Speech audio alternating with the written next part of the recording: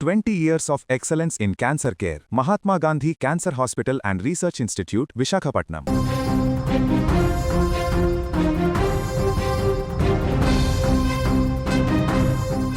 ప్రపంచ వాణిజ్యానికి గుండెకాయ లాంటి హార్ముజ్ జలసంధిలో మరోసారి యుద్ధ మేఘాలు కమ్ముకున్నాయి. మిసైళ్ల శబ్దాలు, గన్ ఫైర్ల మోతలతో గల్ఫ్ రీజియన్ ఒక్కసారిగా ఉలిక్కిపడింది. అమెరికా, ఇరాన్ దేశాల మధ్య కుదిరిన శాంతి ఒప్పందాల కాగితాలు ఇంకా ఆరకముందే సముద్ర గర్భం నుంచి క్షిపణులు దూసుకొచ్చాయి. ఓమన్ తీరానికి సమీపంలో ఇరాన్ దేశానికి చెందిన అత్యంత ప్రమాదకరమైన సైనిక విభాగం రివల్యూషనరీ గార్డ్స్ కార్డ్స్ అంతర్జాతీయ వాణిజ్య నౌకలపై క్షిపణులతో విరుచుకుపడింది. అసలు హార్ముజ్ జలసంధిలో ఏం జరుగుతోంది? ఇరాన్ ఎందుకు అంతలా రెచ్చిపోతోంది? అమెరికా దీనికి ఎలాంటి కౌంటర్ ఇవ్వబోతుందో మరోసారి ఉత్కంఠను తలపిస్తోంది. ఓమన్ తీరానికి సమీపంలో ప్రయాణిస్తున్న 2 భారీ అంతర్జాతీయ వాణిజ్య నౌకలను టార్గెట్ చేస్తూ ఇరాన్ సైన్యం అధునాతన క్షిపణులను ప్రయోగించింది. అమెరికా రక్షణ శాఖ అధికారులు వెల్లడించిన కథనం ప్రకారం ఇరాన్ జరిపిన ఈ ఘోర దాడుల్లో 2 వాణిజ్య నౌకలు పాక్షికంగా దెబ్బతిన్నాయి.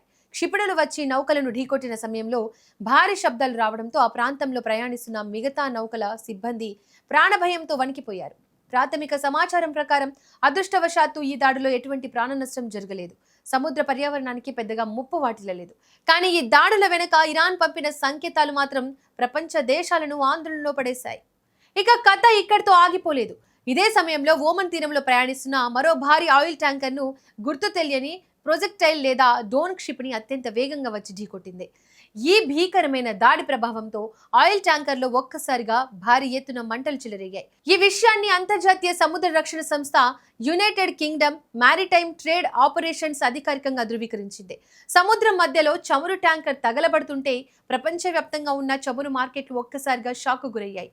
శాంతి చర్చలు జరుగుతున్న తరుణంలో ఇలాంటి దాడులు జరగడం వెనుక ఖచ్చితంగా ఇరాన్ హస్తం ఉందనే ఆరోపణలు గట్టిగా వినిపిస్తున్నాయి. నిజానికి ఈ కీలకమైన గల్ఫ్ జలమార్గంలో వాణిజ్య నౌకలపై దాడులను నిలిపివేయాలని, పరస్పర సార్వభౌమత్యాన్ని గౌరవించుకోవాలని అమెరికా, ఇరాన్ దేశాల మధ్య ఇటీవల ఒక అవగాహన ఒప్పందం కుదిరింది.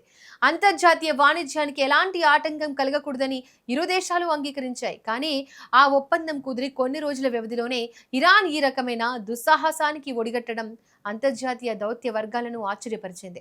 ఒప్పందాలను తుంగలో తొక్కి ఇరాన్ జరిపిన ఈ దాడులపై అమెరికా వైట్ హౌస్ మరియు పెంటగాన్ అధికారులు తీవ్ర ఆగ్రహం వ్యక్తం చేస్తున్నారు. ప్రపంచ దేశాల వాణిజ్యాన్ని దెబ్బతీసేలా ఇరాన్ ప్రవర్తిస్తే ఊరుకునేది లేదని వాషింగ్టన్ గట్టి హెచ్చరికలు జారీ చేసింది. అసలు ఈ హార్ముజ్ జలసంధిలో చిన్న గొడవ జరిగినా ప్రపంచ దేశాలన్నీ ఎందుకు వణికిపోతాయి? ఎందుకంటే ప్రపంచవ్యాప్తంగా రవాణా అయ్యే మొత్తం ముడి చమురు లేదా సహజ వాయువులో దాదాపుగా 5వ వంతు కేవలం ఈ హార్ముజ్ జలసంధి గుండానే వెళ్ళాలి.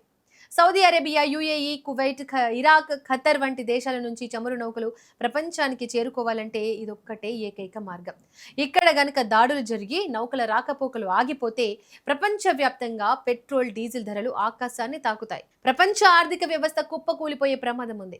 అందుకే ఈ ప్రాంతం ఇప్పుడు అంతర్జాతీయ వాణిజ్య వర్గాలకు అత్యంత సున్నితమైన మరియు ఆందోళనకరమైన ప్రాంతం. ఒకవైపు ఉక్రెయిన్, మరోవైపు మిడిల్ ఈస్ట్ లో ఇప్పటికే యుద్ధాలు నడుస్తుంటే ఇప్పుడు హార్ముజ్ జలసంధిలో ఇరాన్ రేపిన ఈ సరికొత్త ఉద్రిక్తతలు ఎటుకు దారితీస్తాయో అన్న భయం పట్టుకుంది. అమెరికా తన 5వ నౌకాదళాన్ని రంగంలోకి దించి ఇరాన్ కు బుద్ధి చెబుతుందా, లేక ఈ క్షిపణి దాడులు 3వ ప్రపంచ యుద్ధానికి దారితీసేలా గల్ఫ్ రీజియన్ ను పూర్తిగా యుద్ధ క్షేత్రంగా మారుస్తాయా అనేది వేచి చూడాలి. ఏది ఏమైనా హార్ముజ్ జలసంధిలో మోగుతున్న క్షిపణుల శబ్దాలు ప్రపంచ శాంతికి ఖచ్చితంగా ముప్పుగా మారాయి.